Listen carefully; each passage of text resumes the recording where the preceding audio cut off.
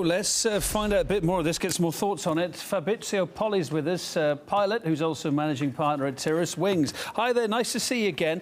These countries, Italy, Malta and Greece, why are they so concerned? Yes, I can see they're geographically closest to Libya, but why would you close off this airspace for so long to planes coming from Libya? What, because of the perceived dangers or what? OK, well, nice to see you again, Kevin. Well, obviously, geographically, as you said, they are close by. So if you have to fly out of Libya, you will overfly one of those three countries. So what I think they're doing here is they're trying to stop terrorists from getting on civilian aircraft and coming into Europe.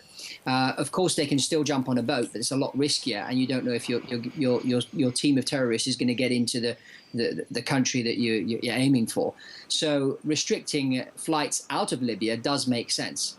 To your knowledge, has this kind of thing been done before?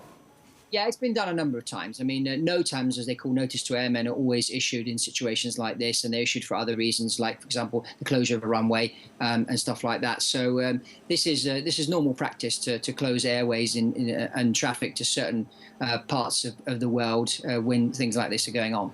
And talking about the dangers coming out from Libya, what about planes going towards Libya? Would this assist, closing the airspace, assist in any way any potential NATO operation with aircraft wanting to use that airspace?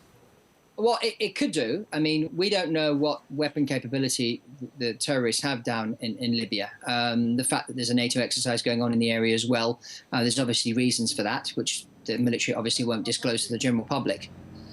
What about for civilian flyers, ordinary people flying in that area? I suppose there's going to be no effect to them at all, is it?